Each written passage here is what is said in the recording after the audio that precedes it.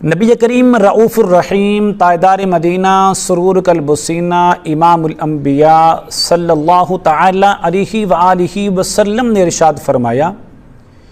کچھ لوگ مسجدوں کے اوتاد ہوتے ہیں، ان کے ہم نشین ان کے ساتھی فرشتے ہوتے ہیں۔ اگر وہ نمازی کہیں چلے جائیں تو فرشتے ان کو تلاش کرتے ہیں، اگر وہ نمازی بیمار ہو جائیں تو فرشتے ان کی بیمار پرسی کرتے ہیں،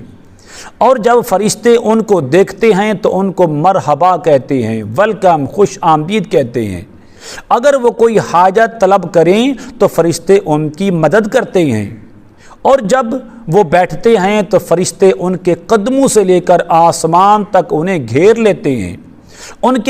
ان فرشتوں کے ہاتھوں میں چاندی کے کاغذ اور سونے کے قلم ہوتے ہیں کہ جن سے وہ نبی کریم رؤوف الرحیم علیہ الصلوۃ والتسلیم کی ذات گرامی پر درود پاک پڑھنے والوں کا درود پاک لکھتے ہیں، اور وہ فرشتے کہتے ہیں تم ذکر اور درود پاک زیادہ کرو کہ تم پر اللہ تبارک و تعالی رحم کرے گا، تم زیادہ پڑھو تمہیں اللہ تبارک و تعالی زیادہ انعام و اکرام سے نوازے گا۔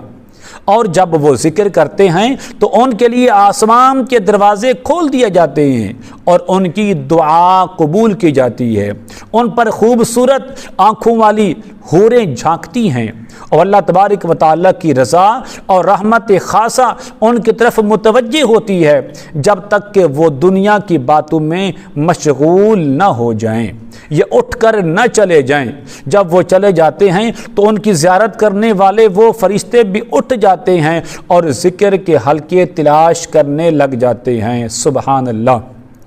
یہ مقام ہے ان نمازیوں کا، اور یہ مقام ہے درود پاک پڑھنے والوں کا۔ اللہ تبارک و تعالی مجھے، آپ کو، ہم سب کو کثرت کے ساتھ، عقیدت اور محبت کے ساتھ کریم آقا علیہ الصلوۃ والتسلیم کی ذات گرامی پر درود و سلام کے نذرانے پیش کرنے کی توفیق عطا فرمائے۔ السلام علیکم ورحمۃ اللہ وبرکاتہ۔